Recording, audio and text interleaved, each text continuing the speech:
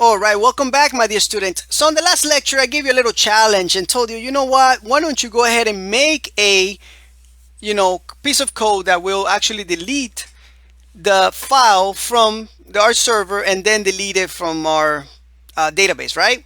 Well, and I gave you some instructions on how this was done, and I told you the onLink function was gonna do that for us, right? You write the path and the name of the picture, and then you have to do a query and all that, blah blah blah. Great. So hopefully you got it working. Maybe you did not. If you did not get it working, that's okay. I got your back on this one. But I would like for you to always keep trying, even if if you need to pause the video, pause it and try to look for a solution online and try to do it yourself, because that way you can actually become better. Believe me, I know. So anyway, on this video, I'm going to show you how to do that.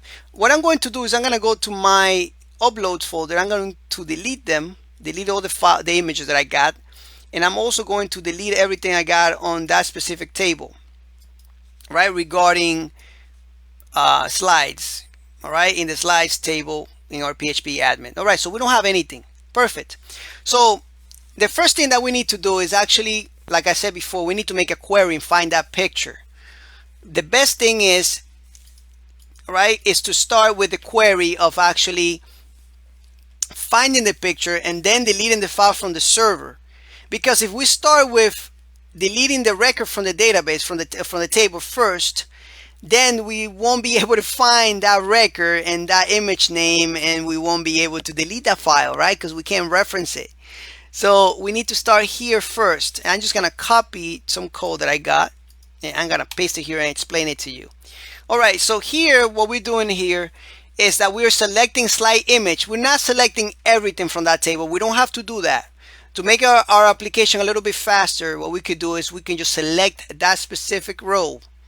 So we select the row slide image from slides, where of course slide ID equals whatever we're bringing in from the get request escaped, and we just put limit 1 just to make sure, all right, that we only get 1 back. Here we don't have to make a loop.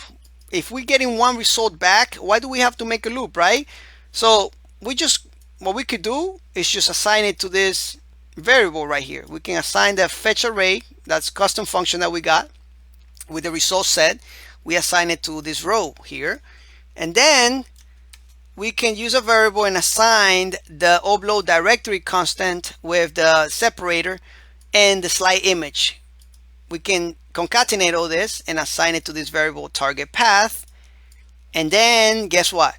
Then we can use this. All right, let's just delete this. All right, so I hope you see what we're doing here. We're first finding the image.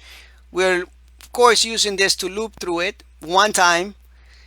All right, we're setting up the directory and the image name, and then we are unlinking everything, and then we are deleting that record from the database, and then of course we're setting message and redirecting. Let's check it out real quick. So let's go to our application right here in the slides section. Let's upload image 1, and let me just put it right here so you can see it. Let's just say CMS 1 or slide 1, whatever you want, doesn't matter, or gibberish stuff. Submit, and you can see the image just went in here, and now if I click on it, it deletes it. It deletes the file itself from the server, and at the same time it deletes it from here. So we don't have anything here. Let me just show you that record first. Let's do it again. Let's do a different image, and let's just say slide 2. Enter. We see it here. We see it here in the server, and then if we go to PHP My Admin, we can also see it in the database. We can see the reference there. All right, slide 2, right? We go here and click on it. We delete it from the server. We delete it from our admin here. We don't see it anymore. And then if we click on it, we refresh, we don't have anything there, right? Beautiful, right? Really simple to do, all right? And it's just going to save you a lot of time.